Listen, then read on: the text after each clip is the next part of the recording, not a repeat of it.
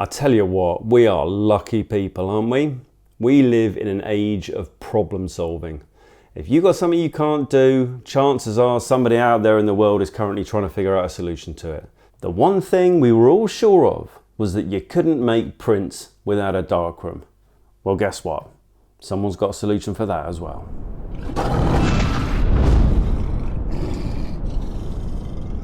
This is the Jaggle Berlinova, created by a chap called Vicha over in Berlin, hence the Berlinova. It is a daylight printing system. So we have daylight developing tanks for our films. Now we can do daylight printing. This has just launched on Kickstarter. I will leave a link in the description where you can go and back that Kickstarter. So how does it work? First of all, we have a light source at the top. We have a negative carrier, standard stuff. In this section, we have a filter holder, and then underneath that we have your lens. This is a lens specifically designed for this system. This is called the Berliner. It's a 50mm f4, standard M39 mount darkroom enlarger lens, or not darkroom as the case may be, with a changeable, see it just in here, change the aperture.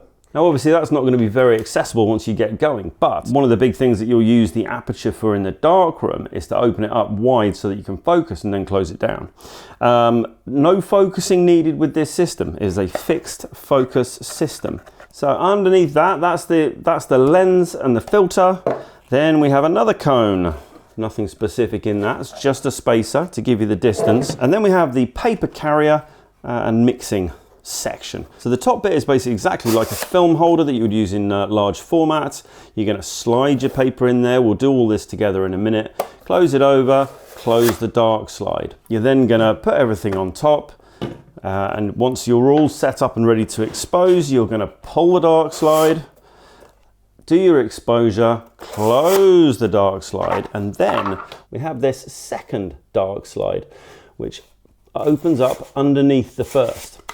So let's get a piece of paper. I'm just going to use a random scrap of paper to demonstrate this. So we put it into the first section, we push the dark slide closed. We're then going to put all our cone on the top, open it up, do the exposure, close that first dark slide, open the second dark slide, and the piece of paper will fall into, well, that would be there. Let's put that back in place. So we close number one, we open number two, and that piece of paper drops down into here. Now obviously we're not going to lift the lid because that will expose it to light. What we are going to do is going to close that dark slide again, and we're going to start pouring our chemicals in through here. Pour it out, and then we can open the top, and we have a developed and fixed piece of paper that is light safe. How about that? It's pretty impressive, isn't it? Let's give it a go. I've specially cut down some paper ready for this because I didn't have any 4x6 paper, but you can buy 4x6 paper ready-made. Ilford do it, Foamer do it, I'm sure loads of the others do it as well. Now, there's a few things that you are going to need on top of this kit, and it's standard stuff. You're going to need your own negatives, you're going to need some paper in the right dimensions, you're going to need your own chemicals. Ilford do some really easy ones. We're going to be using those standard Ilford chemicals today to give this a go. You could do it with a timer of some sort, but you've probably got one on your phone or something, or your watch, or whatever you want to do. The other thing you're going to need is a changing bag. You can get these changing bags from any of your photographic shops. They're pretty easy to come by. Vicar is also selling them as part of the Kickstarter if you do not already have your own. Okay, so that's going in. Paper's going in. Take out a sheet. Dark slide out on the paper holder. I'm going to open the little flap at the end. We're going to push down and slide it in.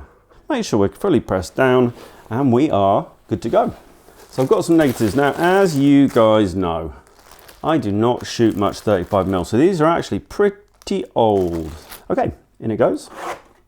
Right then, first thing we're going to do is a test strip. And we're going to do that by pulling the dark slide out in steps and kind of increments. So dark slide out a tiny bit of a way, and then we'll do one, stop. We'll open a little bit more, and we're going to go one, stop. Now in theory, right now, we should be able to, as long as we hold on to the dark slide, we should be able to take this contraption off the top. So now we're going to pull out the second dark slide. Give it a little shake, make sure it drops down. Close the second dark slide. Now what I've got is a pre-production version. So this is all 3D printed, very high quality 3D printed, but the actual production version is going to be extrusion molded, I believe. Also, there were no instructions that came with this, and Vicar did send me some instructions on how to do this and how much liquid to put in. He sent me an email, which I am not going to look at. Let's start with that. That looks about right, doesn't it? Yeah, that seems all right. Okay, so we've done about 15 seconds so far. So how are you guys anyway? Hey? You know, I hope you guys are all good. If you're not currently subscribed, please do subscribe. All right, that'll do.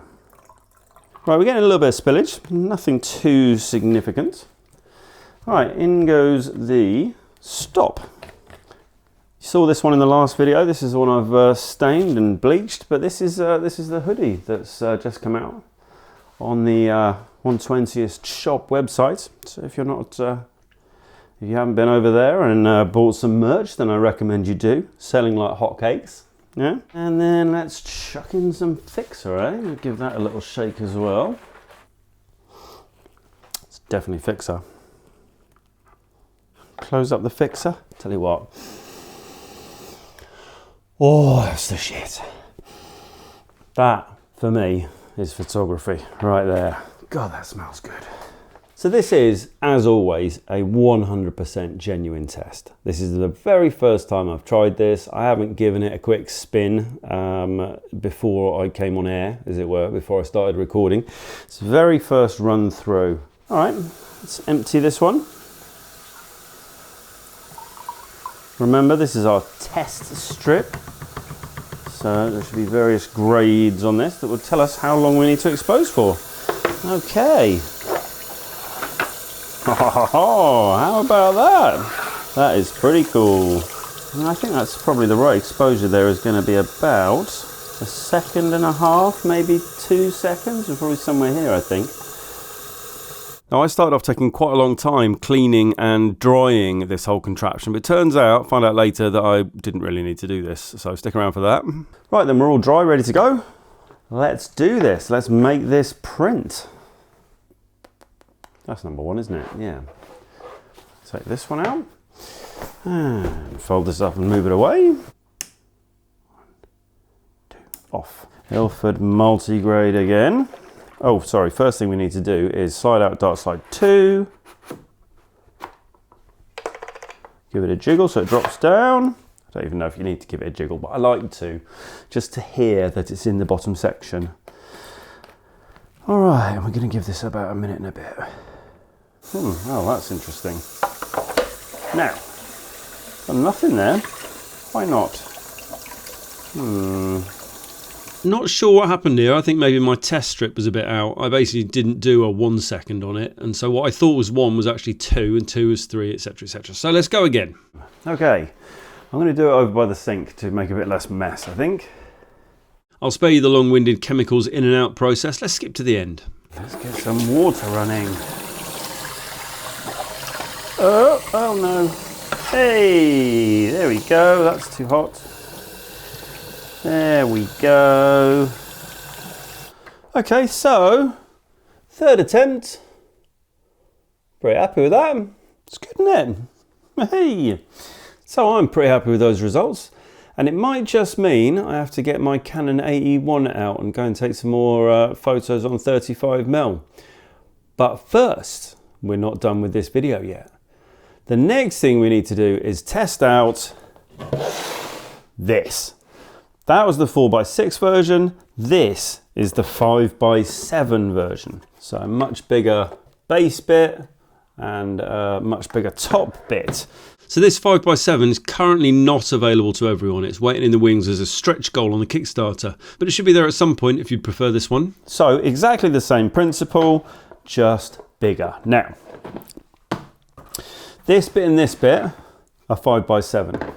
Once you put those two together, this bit is the same as the 4x6. So we put that on there like that. Exactly the same filter tray. On here, there are some markings that say 5x7 or 4x6. Once you put this on the top, whichever one you can see, that's the format you're working with. That says 5x7, on this side says 4x6. We put this on this way round, we see the 4x6. We put it on this way round and we see the 5x7. So there we go. Out comes this one, all looking good. Let's give it 5 seconds. Multi-grade developer. Ah, shit, what have I done? Hang on. I haven't released the paper.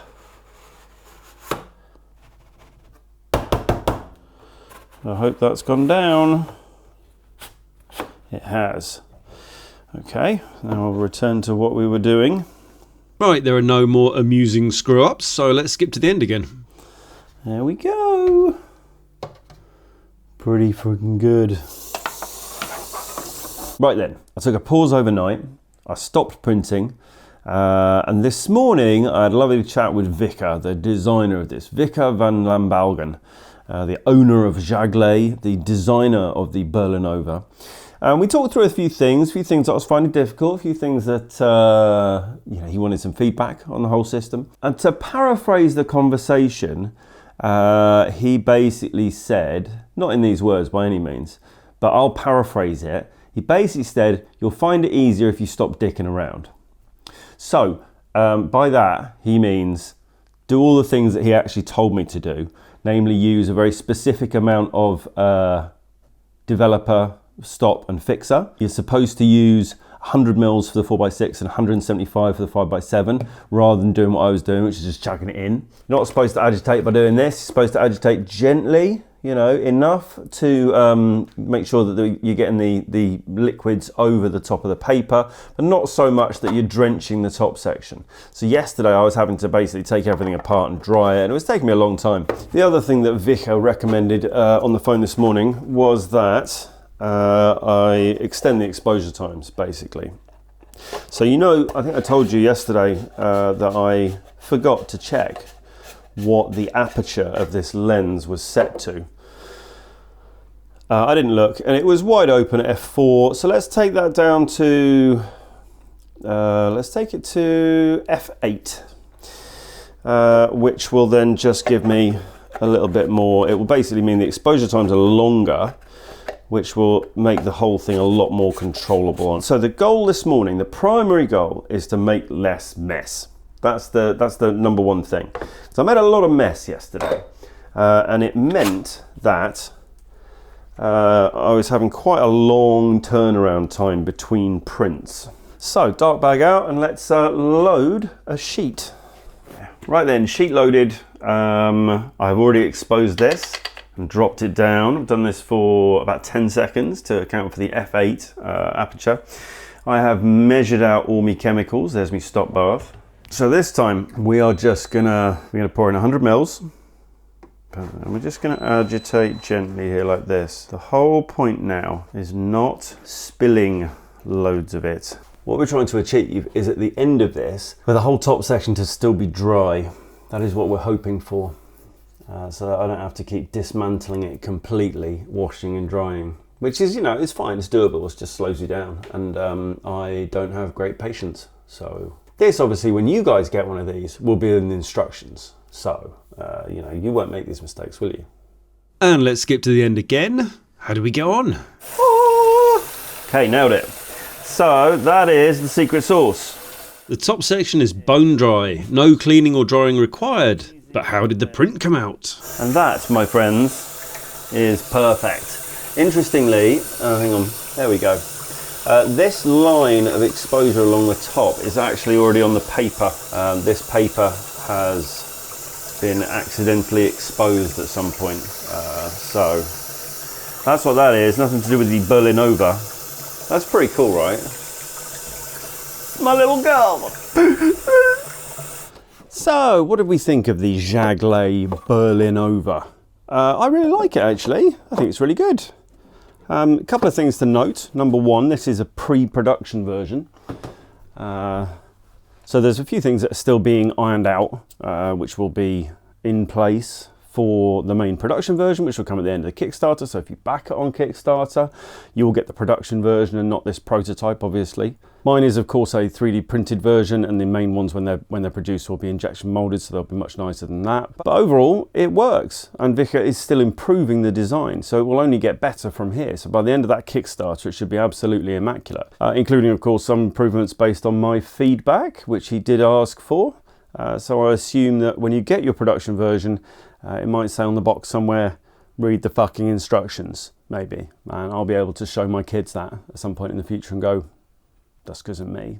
Yeah. But what did I actually think of using it?